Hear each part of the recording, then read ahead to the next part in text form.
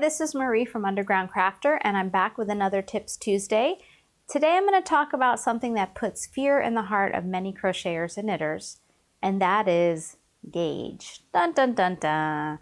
But I'm here to tell you gauge is not such a scary thing, and I'm going to give you some tips for getting the right gauge with your projects. So first of all, what is gauge? It's really just a way of comparing one person's stitches to another person's stitches.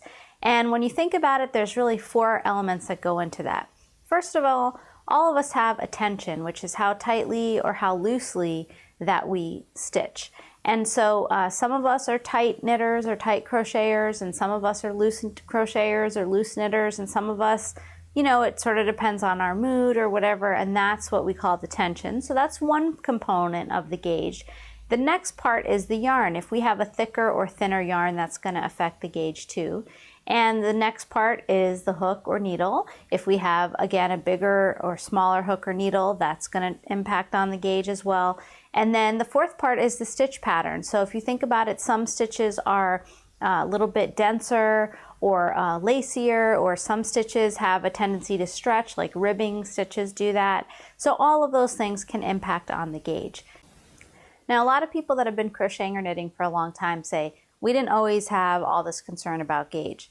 But let's be real, we didn't always have all these different choices in yarn. When I was growing up, yarn was pretty much bought from Woolworths, rest in peace Woolworths, and it was usually only 1 or 2 brands, and those, you know, we used the same yarn all the time. So our gauge was probably always the same, because also I didn't have as many hooks as I do now.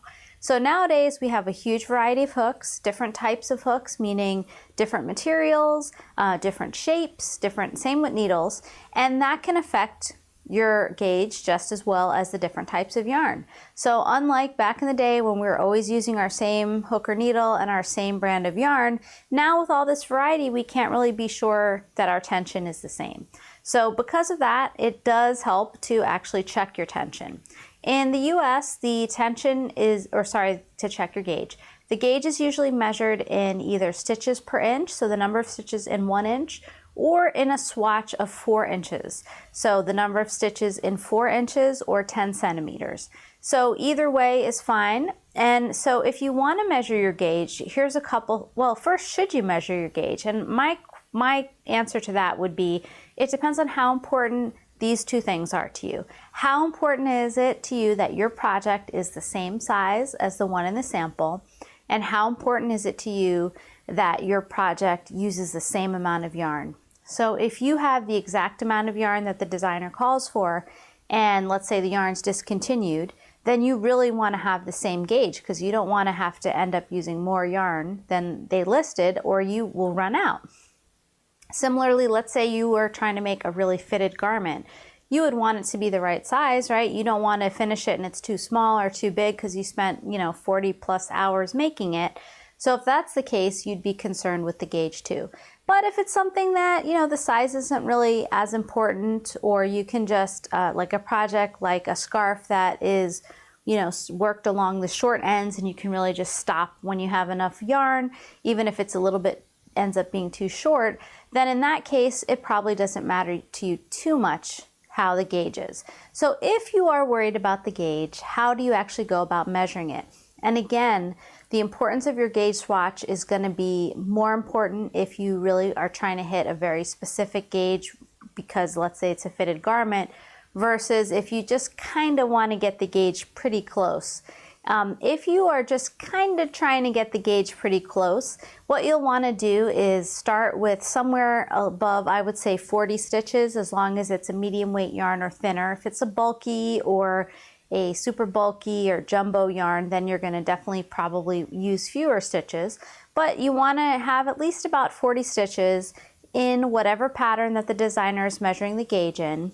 And then you're going to do that for about 4 to 6 inches. Kind of lay it flat, so not on your knee, not on some weird place, but on a flat surface like a table, and measure across the rows to get the number of inches. So line up your ruler across 1 row of stitches and count how many you have. I usually do in at least 4 inches, even if it's stitches per inch. I would measure across 4 inches and divide it by 4.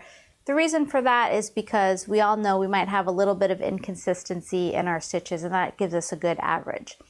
Now let's say it's something like a fitted garment where you're super worried about how this is going to come out. Then you should put even more care into your gauge swatch. So in that case, I would make a big swatch. Like I would make even the size of a piece of notebook paper, because that's worth it to me. If the fitted garment is going to come out fitting correctly, it's worth using that time on the gauge swatch. And I would even wash the swatch, put it through everything you expect to happen to that garment when you wear it, and then measure it, because that'll give you a good idea of how it's gonna perform, the yarn's gonna perform with the day of wear. So that is how you measure. Now what if your swatch tells you that your gauge is different from the designer? Well, then what do you do? So if you have more stitches per inch than the designer, or more stitches per 4 inches than the designer, it means that your stitches are smaller. We talked about those different factors in gauge. Well, most likely if you're following a pattern, you're not going to change the stitch pattern, because that's what drew you to the pattern. So you're not going to change that. You probably already have the yarn. If you like how it's looking, you're not going to change that. And your own tension is kind of difficult to change. So what's left? The hook or the needle? That's the easiest thing to change. So if your stitches are smaller than the designer's, and that means you have more stitches per inch or more stitches per swatch, to make your stitches bigger and therefore to have less of them, so it's about the same amount as the designer has, you're going to want to use a bigger hook or a bigger needle. And the opposite would be true if you have less stitches than the designer. So if you have less stitches per inch or per swatch than the designer, then your stitches are bigger. So therefore, to make them smaller, more like the designers, you would want to use a smaller crochet hook or a smaller needle. So I hope this has taken some of the terror out of gauge. If you have any questions about gauge or any tips about how you measure gauge, please leave them in the comments. And I would love it if you enjoyed the video, if you would subscribe on YouTube or follow along on Facebook. Have a wonderful week, and I'll be back next week with another video.